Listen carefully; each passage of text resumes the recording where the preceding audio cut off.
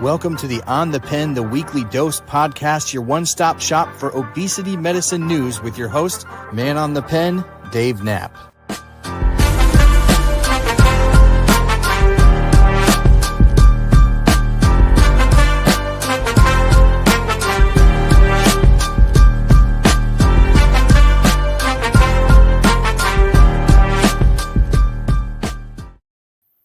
Welcome to the Tuesday, November 19th edition of On the Pen, the Weekly Dose podcast. I'm your host, Dave Knapp, Man on the Mounjaro. That's why I'm here. You are on the pen. Wegovy, Saxenda, Victoza, Trulicity, Mounjaro, Zepbound, that pen. And if you're not watching this on YouTube, you really should be. This is a weekly podcast that we do to cover the weekly news in anti-obesity medicine and type 2 diabetes medicine. But you can always catch the video version over on YouTube, where we're fastly approaching 15,000 subscribers. So if you're not subscribed, please hit the subscribe button. Stay in touch with all the latest and breaking news in the world of GLP-1s, etc. So thanks for being here again this week. Hit that 5-star rating and review if you enjoy the podcast. And if you're on YouTube, don't forget to hit that thumbs up button. But we are today on day what seems like 8,972 on being gaslit on the GLP-1 shortages. It seems this past week there's been a huge increase across all of my platforms, and we have about 100,000 between TikTok, YouTube, Facebook. We have a rather large Facebook group with 20,000 Zepbound users in it. Check it out over on Facebook and give us a join if you're not already there. But there's been a huge uptick in the last week, just anecdotally, of people once again saying they're calling 4 or 5 pharmacies with no luck, that they are not even getting dates on when these pharmacies will have stock. And even, again, people with Lilly Direct hearing that they are not able to even get a date on when they can get their medication. So we continue to be gaslit. Of course, this is a huge week in the world of compounds because on Thursday, the 21st, the OFA and the FDA report back to that federal court in Texas to discuss essentially where they're sitting with the lawsuit between the FDA and the OFA, which could determine the fate of compound tirzepatide. Now, that's going to shake out a couple of different ways as I see it here. One, the FDA just reports and says, we need more time, at which point the OFA can either go along with it or not. The judge can either go along with it or not, and we'll see what happens. They could also just say, hey, we're removing it from the shortage list entirely. We're sticking with our original plan there to remove it from the shortage list, at which point the OFA would likely resume their litigation. And the judge would then have to determine what happens to compounds in the meantime. So that would put another date on the table for us to find out. Now, they could also, at that time, essentially say, you know what we're doing? We're just going to put it back on the shortage list, and then we go back to status quo. But if they decide to leave it on the shortage list or off the shortage list, rather, and the judge goes along with it in the interim, that puts that timetable of December 2nd back in play for when 503Bs would have to cease compounding their medication. So that sort of brings up the topic of Novo Nordisk removing semaglutide from the shortage list. The FDA, we've heard rumblings through our sources that could happen as early as this week, maybe even before the Thursday hearing or report back to the courts, which we'll stay on top of here at On the Pen. That's why you got to make sure that you subscribe and hit the bell notifications on YouTube so that you know when the latest breaking news is happening. But essentially, Novo removed the Wegovy starter doses from the shortage list, even though they had told us that they were going to leave that there until the end of the year. Very interesting move by Novo Nordisk there, kind of going counter to what they had told us that they were going to do. And I really believe that has to do with the administration change. I believe that they wanted to get that done on this side of a potential administration change, which is going to happen at the end of January. So we'll stay on top of that. You got to make sure you stay subscribed to the channel here and get all those updates, because that will really set off basically the same. If we follow the roadmap for what's happened with tirzepatide, we'll likely see the same thing with semaglutide. So we'll have to see what happens there. Now, in the sort of shifting gears on you in the news this week, this was, I thought, extremely timely, because one of the things that we're always preaching about here on our YouTube channel, on our podcast, and everywhere we make content is the fact that obesity is a disease, and it deserves the treatment that any other disease would get. And there are a host of charlatans popping up all over online that now have the key to weight loss. And they're just sort of interjecting old, tired, sad diet culture with GLP-1s and sort of recycling or reconstituting this old broken idea of diet culture. And the fact that obesity is a disease is something we talk a lot about, but I think it's always important to share some of the latest research that's coming out about this. This from an article in Nature magazine this week, that fat cells have a memory, a quote, memory of obesity, hinting at why it's hard to keep weight off. Now, this was a wonderful article by Tracy Wilson. And essentially what we have here is that even after drastic weight loss, the body's fat cells carry a memory of obesity. And research shows that this might help explain to why it can be very hard for people living with obesity to stay trim after weight loss. The memory arises because of the experience of obesity. It leads to changes in epigenome, a set of chemical tags that can be added or removed from cells' DNA and proteins that help dial gene activity up or down. And now listen to this. For fat cells, the shift in gene activity seems to render them incapable of their normal function. And this impairment, as well as the changes in gene activity, can linger long after weight has dropped to healthy levels. A study published today in Nature reports. Now, you're going to have to check out that whole article because it is fascinating. But we talk about obesity being a disease of the mind and the body. There are physiological things happening to you when you live with the disease of obesity. This is just the latest publication that bolsters that claim that people ought to start taking obesity seriously as a disease. Now, obviously, we get into this conversation more from the GLP-1 side of medication and treatment of obesity because obviously there's hormonal dysregulation that comes along with living with obesity and metabolic disease in general. And that's what these medications help treat. But it is always good to share a little bit more science that comes along with the new understandings and new findings about the disease of obesity. Now, another article that was posted in the Wall Street Journal this week, I found very interesting. Shout out to Sue the Dude, who has been sending me a lot of articles over the last couple of weeks to help prepare for the podcast. Shout out Sue the Dude.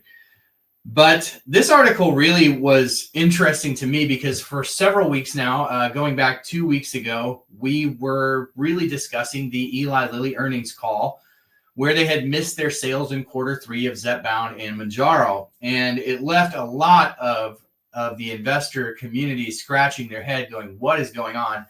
And at that time, we sort of called it out. You know, the FDA was at that time trying to determine whether or not there was adequate supply on the shelves being shown by Eli Lilly to remove it from the FDA shortage list.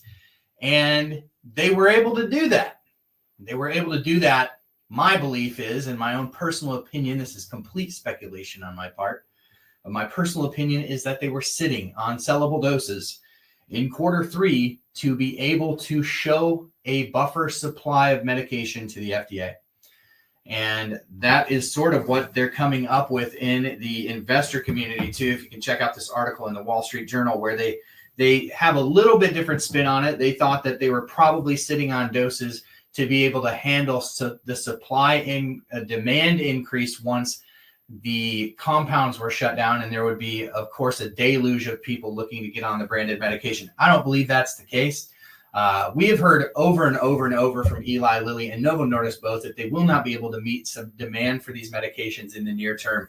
In fact, Lilly going so far as to say only when orforglipron comes out in 2026 might there be some sort of pressure release valve on the demand for these drugs.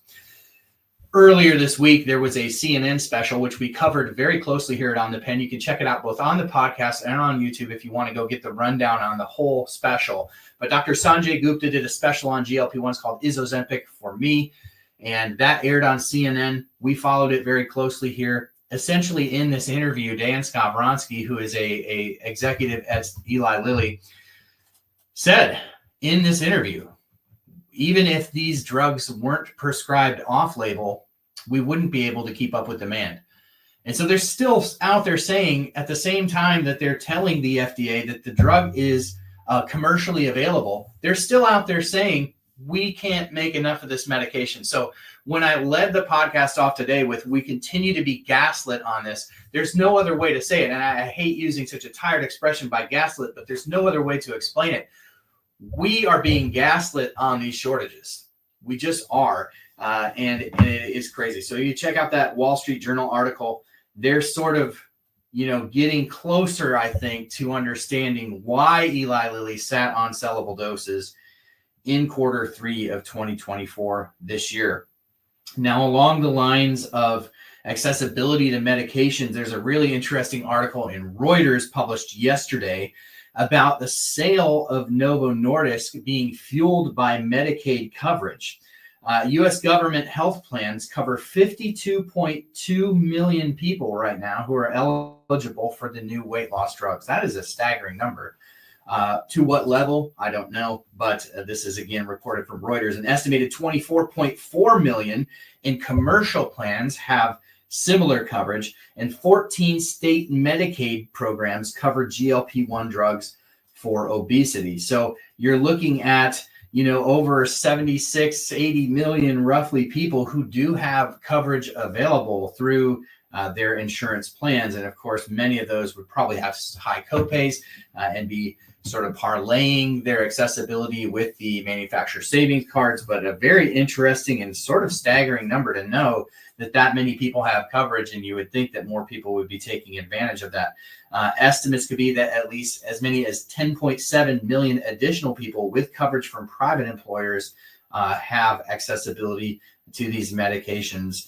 And so that is a huge number. So accessibility continues to expand. Now, whether the coverage is reasonable or not is an entirely different question, but I thought it was notable this week to talk about how Medicaid and certain federal plans are starting to cover weight loss medications. Unfortunately, in the world of shortages and inaccessibility, there's more news this week that Wegovy, the blockbuster weight loss obesity management version of semaglutide from Novo Nordisk, is being launched in China. Now, we've heard similar reports about Mounjaro. Of course, Mounjaro is Eli Lilly's version of tirzepatide that is called Zepbound in the United States for weight loss, but Mounjaro for type 2 diabetes. If you're outside of the US, whether it's for obesity or chronic weight management, it's known as Mounjaro. Of course, Mounjaro is launching in China as well, but here's the kicker. The drug will sell for 1,400 yen or $193.27 compared to the US list price of Wegovy, which is at $1,349 for a 1-month supply. Again, the disparities between the list price in the United States and the price paid around the world for these medications continues to be a huge disparity and a giant convoluted ball of nonsense that is designed to make us oblivious to the fact that we are being fleeced in this country when it comes to healthcare. We don't have healthcare, we have sick care in this country. And there are a lot of hands in the pockets of big pharma, their developments of large medical conglomerates that are profiting huge off of the backs of the American people. And the system is convoluted and in much, much need of reform in this country. But it just underscores, again, the disparity of the accessibility for people in the United States versus the rest of the developed world. And I just wanted to end this podcast this week talking about what a big week this is and how important it is to stay in tune with the information that is going to be coming out. We're going to have a deluge of information, and it's important to know the information so that you can have more competent and confident conversations with your medical providing team. Key dates this week are obviously the 21st, Thursday, where we should hear back from the OFA and the FDA. Again, it's likely that we'll hear this week on the FDA's decision on semaglutide, and the clock could really start ticking on compound medications. Now, we have thrown out numbers that we've researched before of around 2 million people in the United States who rely on compounded versions of GLP-1s. And while some telehealth companies have been accused of brazenly being defiant and saying that they'll continue to compound regardless of the outcomes of this trial, it will be very interesting to see how Eli Lilly would respond to that if 503B, which is mass compounding, goes away and everybody switches to custom formulations or non-commercially available doses through 503A pharmacies, which can technically be done legally outside of a shortage.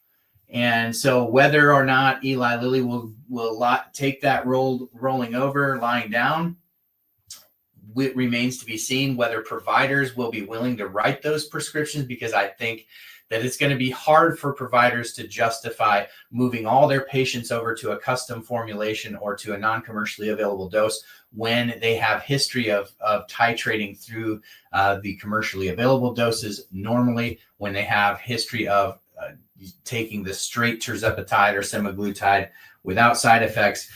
People are going to have really buttoned up health records to defend that for these doctors. So it remains to be seen sort of how that will be handled. But I think as brazen as some of the telehealth companies are being, I think it's equally as brazen for Novo Nordisk and Eli Lilly to say that their drugs are out of shortage.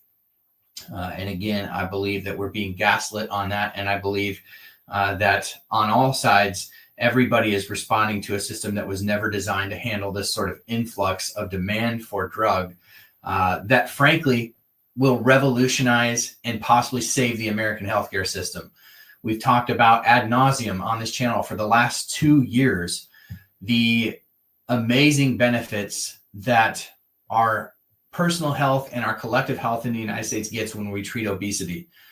You know, a 50% reduction in sleep apnea, 38, I can't remember the exact number, percent reduction in major cardiovascular events when treated with tirzepatide or worsening symptoms of heart failure, improved outcomes. We talk about the amazing study, 3-year study with tirzepatide, where 99% of the patients who were pre-diabetic on tirzepatide didn't become diabetic by virtue of taking tirzepatide. Those kind of numbers have the potential to impact our healthcare system in such a positive way, because you know what's more expensive than covering tirzepatide for a year is a day in the hospital for your covered patient. So over time, I'm bullish on the accessibility of these medications. I'm bullish on their ability to really transform the healthcare system in the United States in a really positive way, but we've got to stay on top of it and continue to advocate for accessibility.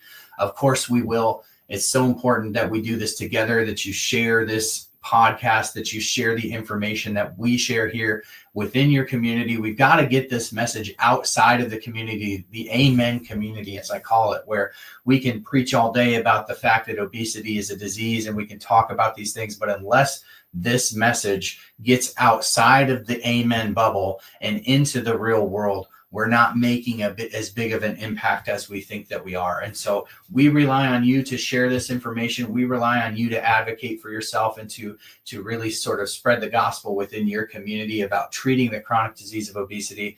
We couldn't, wouldn't, and shouldn't do it without you. A lot more to come from the channel this week. Please stay in touch with our content. 5-star rating and review, thumbs up, all the things, and we'll catch you on the next one.